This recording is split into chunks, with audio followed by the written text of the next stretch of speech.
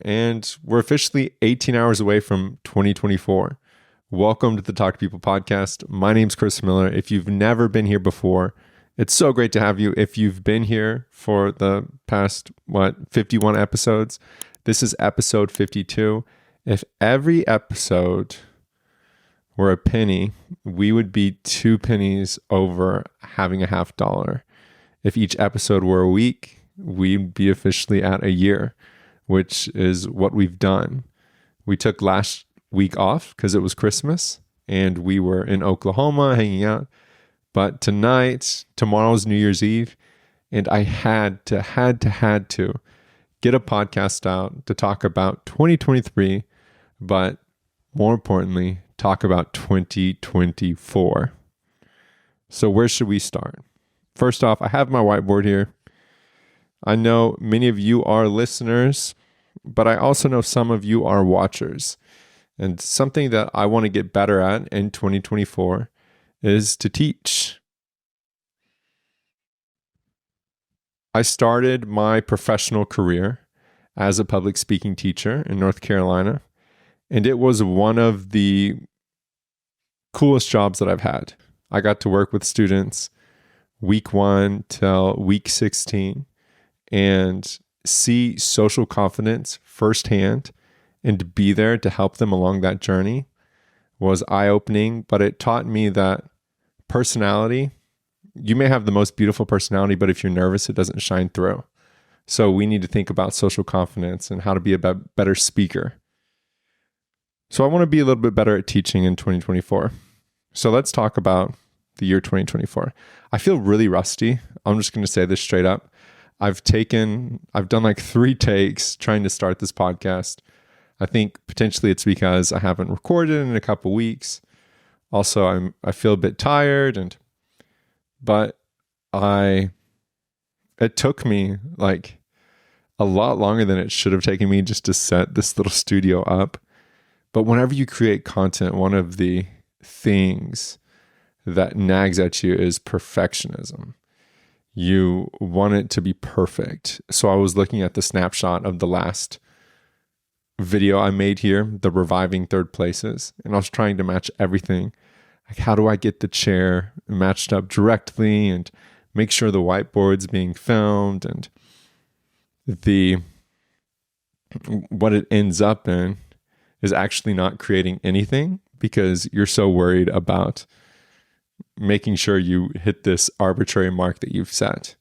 And the funniest thing about content creation is you work all this time to meet this arbitrary mark, and then you release it. If you ultimately do release it, hopefully you release it and you're like, oh, I want to make sure it hits this mark.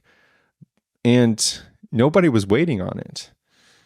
With the podcast, it's a bit different because we've developed a relationship and we're kind of like a community. So we know Monday's Talk to People podcast episode. But for a lot of people, they are holding off creating that video or writing that article or publishing their pictures. And the truth is, nobody knows you're about to do it and nobody's waiting on it. So you literally have to publish it, and you have to keep publishing and getting better and better and better and fighting for eyeballs before you're thinking about an audience. So that's a bit of a tangent, but I say that as a moment of transparency, just to say, I struggle with perfectionism to even get this thing rolling. And this is take number 4, but I'm going with it. I've yet to get this far in a take. So I'd hate to have to start over again. But I want to talk to you all about 2024 because 2023 has been a really cool year. It brought us here. The podcast was a 2023 baby. On December 31st of 2022, the first episode dropped.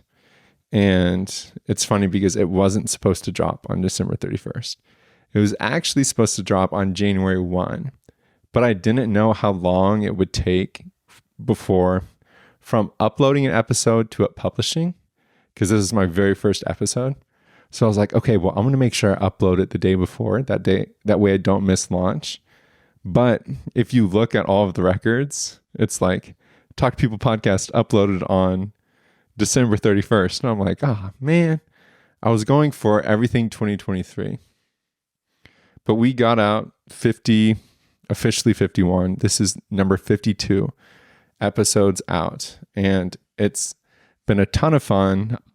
The podcast has definitely evolved and changed. It's gone from a podcast all about, like if you look at the website in the bottom left, it says conversations about love, pain, fear, and exploring the nuances of humanity, which I love. And then it went to talking about how life is better when you talk to people, and went to social connection, and then social connection for young adults. All of these evolutions are super important to me because it's taken me a while to even get to the first one. And I feel like the more we do, the closer we get to what the call that's nagging on me, and then to where my individual gifts and talents are going to make the most impact. So you have to fish around a lot, right? Throw everything around. They say there's two different ways you can go about any creative journey. You have the architect. And what the architect does is they lay a blueprint. So I've never really been a part of architecture, but what I do know is that a blueprint essentially tells you where everything goes down to specific measurements. So one bedroom goes here, and a living room goes here, and this door is 3 feet wide, 8 feet tall. I'm sure those measurements are a bit off. And we're going to put a 16-foot Christmas tree over here. So the blueprint is everything you're going to do down to a science. But then you have another strategy, and that is the archaeologist. And what the archaeologist does is they show up to a place that doesn't have a blueprint. Actually, it's never been trotted on before. So rather than having a complete plan, their plan gets created whenever they start putting their hands in the soil and getting their hands dirty. So they may find one thing and they're like, oh, look at this. It looks like a baseball, right?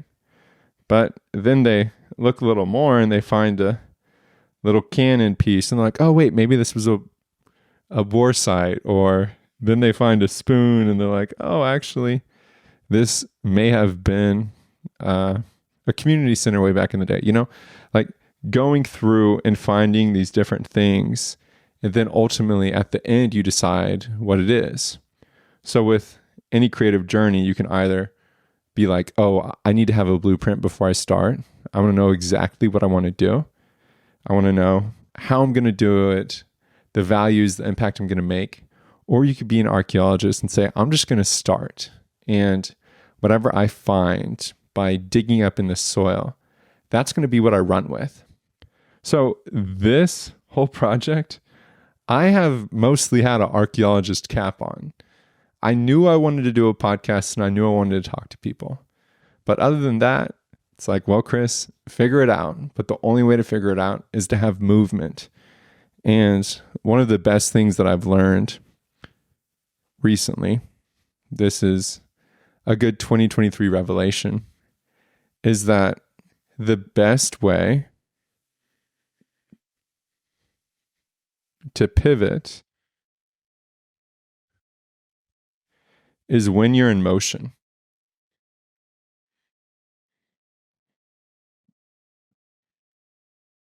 So a lot of us, we don't pivot because we're not in motion, or we get nervous like, oh shoot, this may not work, so I probably shouldn't even start it. But if you ever try to turn a car that's not moving, then you're going to go insane because you can't do it, right? You have to have either forwards or backwards motion. And backwards motion is really important too. Like if something screws up and it goes completely awry and we find ourselves in this morose state, this thing we wanted to do, it didn't do it. Well, we're going to go backward, but as we go backward, we can also change gears. We can go a different way, decide, hey, whenever we go forward again, let's try something different. So this has definitely been an archaeologist approach. Part of me wanted to be the architect and have everything planned out, but that's just not my style. And I know it is some people's style, but it's not mine. I have people very close to me who are incredibly organized and have all of their like just spatial organization, but also trying to think like psychic organization, ability to keep their thoughts on a kind of like graph paper. Like, okay, here's what we're going to do now. Here's what we're going to do then. But that's not me. So I decided like, hey, if I'm going to do it, I'm going to go for it. It makes me think of whenever I was at Wake Forest, one of the professors I worked with, this brilliant professor, super funny, incredible teacher, awesome chutzpah. She'd say, these students, they just want everything handed to them, but I make sure that they don't. She was hilarious. She would not have a lesson plan, but she'd show up, she'd fill the class out, and there'd be a great class 50 minutes later. Or she'd have a loose lesson plan and do something completely different. It drove some people wild, but to me, it was encouraging. Like, okay, we have this high caliber professor who's making an impact in the students' lives, and she's not worried about having a lesson plan. And I'm sure, the funny thing is, I'm sure she was super worried, but when each class arrived, she didn't have one. So she learned how to make the best of it. I know part of that could be enabling not planning well, but at the same time, you got to work with what you got. So I was going to be an archaeologist. And I want to talk to you a little bit about how 2024, a little blueprint that I have, but mainly what this is going to be is some adjustments I'll be making with the podcast. So let's get started. So for 2024, some adjustments I'll be making with the podcast are, number one, I'm going to start including virtual conversations. Initially, I wanted the first year of the podcast to be completely in person. The reason why is I think the most impactful, efficient, and effective way to build social support is to do it in person. I think virtual is great. It gives us access, but it's a bit deceiving. Having constant access, we feel like we know things that we really don't. I was reading about this in a book that I'll show you later, but it was talking about how kind of like social discourse and how different sides of the political party will be like, oh, all Republicans are like this or all Democrats are like this. And we can go on Twitter and we can look at what different Democrats or different Republicans are tweeting. And then we kind of feel like we know what they're thinking. We know what they're doing. When truthfully, we definitely don't. We know about one person and what they chose to share on their phone with everybody else that is on Twitter.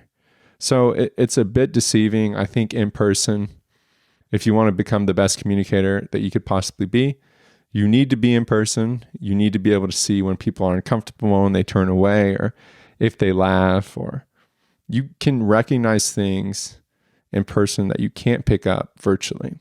So I think in person, also another thing about in person is all of the studies that talk about rewards versus costs whenever it comes to like energy and fulfillment.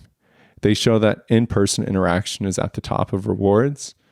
And when you get pretty good at it and you're talking with people that you're comfortable with, it's at the bottom of energy expenditure. But if you are talking with someone on Zoom, even if you know them pretty well, I have to make sure I don't interrupt you. Like your internet may be laggy or we may be waiting, and we actually expend more energy over Zoom than we do in person. So that's fascinating. But in person was kind of the move for me.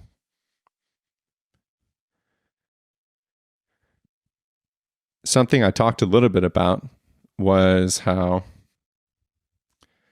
near the end of the year, I had a harder time finding guests. And it was two-part. One was we were moving, so my studio location was in quicksand. It was sinking, but then it was also being built up at the same time. Not being built up as fast because we had a new house with a new layout. The second was my focus with the podcast was changing a bit. So it was creating a little dissonance between the guests that I was thinking about, but then the podcast vision. I wanted to lean more into the social connection side, yet some of the guests that I was thinking about, it would have been more of a profile, essentially. Here's someone interesting. Let's talk about their life. So there was some dissonance there. And when you combine that with the friction of having to find good guests, having to plan everything, making sure that you have a good studio to record in, it got pretty inconvenient. And out of everything that I've learned, whenever it comes to any type of creative project that is not your job, once inconvenience starts to settle in and once friction grows, the likelihood that you abort mission starts to shoot through the roof. So I talked a little bit about, I think in the previous episode or episode 50, about how I had a hard time. There were moments where I was like, should I stop doing the podcast? Because I was in like employment limbo and trying to figure out money. And then I was trying to build a business, but then trying to look for a job. And we had stuff happening with our family. So the podcast was really important to me, but there was questions. Should I abort mission, exit stage left, and not do that? But I didn't want to do that ultimately. And I'm going to be here for the foreseeable future. But in-person guests were hard. So virtual, what that will allow me to do is talk to people around the whole entire world. I just had a Zoom call with someone who was in New Zealand. And being able to talk to people around the whole world, one, that's pretty cool. Two, I could still stay in the niche of social connection and not be limited to like geographical barriers. Another thing is that having to set up the studio and all of that, it's going to have a little less friction. I can have a bit more automation with how I'm booking guests and the guest intake process.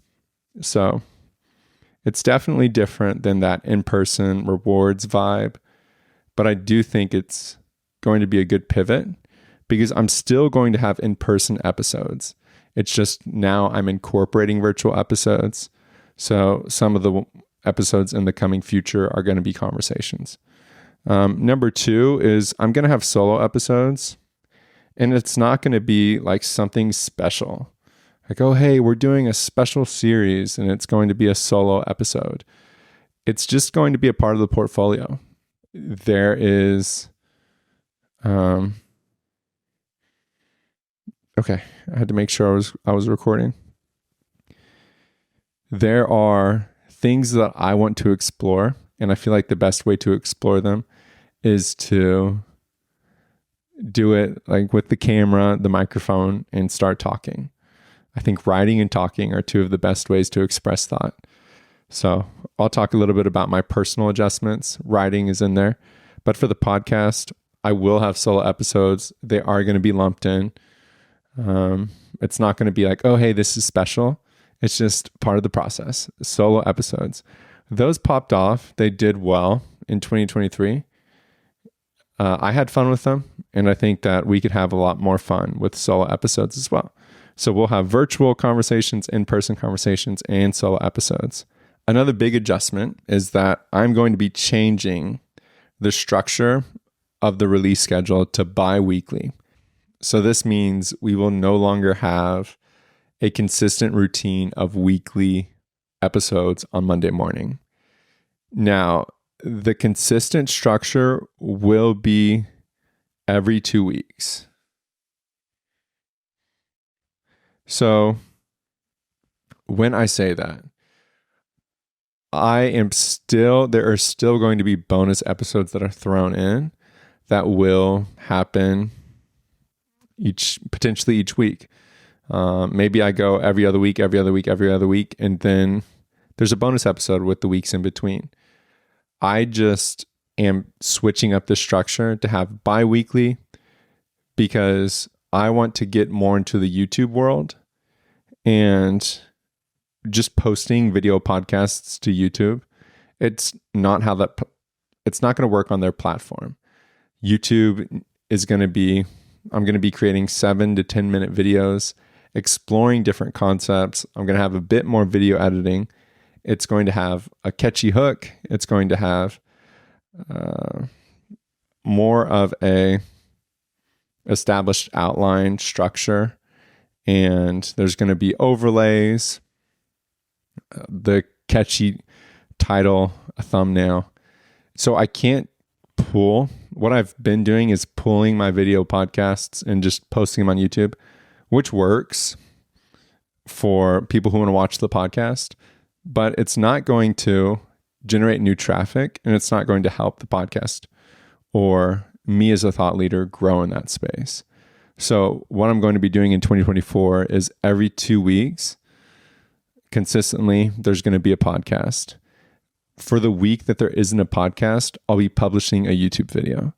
So keep an eye out. If you haven't subscribed to the YouTube channel, do it. You can find it at Talk to Chris Miller, or you can look up Talk to People Podcast. That YouTube channel is going to be there. So every other week, I'm going to have a podcast. For the weeks that I don't have a podcast, I'm going to have a YouTube video. We will no longer have Monday morning every week Talk to People Podcast episodes, but there will be every other week Talk to People Podcast episodes, and every now and then there will be bonus episodes. We will have virtual conversations, in-person conversations, and solo episodes. So that's a lot about 2024. I'm so proud of all of you for sticking with me through 2023. It was a really cool moment of time, and I think it's going to grow. I think by pivoting for the time being to once every 2 weeks, it's going to create a bit more freedom and space for me to, one, create better quality, but two, kind of establish myself a bit more in the world that I want to be in long term. I think the potential for YouTube is off the charts. There is no one doing what I'm doing on YouTube. So it would be remiss of me if I squandered this opportunity. I need to be a good steward of this resource. I need to learn how to make good videos. I need to work with the people in my life who already are YouTubers, learn from them, do my research, and create content that's going to help young adults improve in social connection. It will change the world.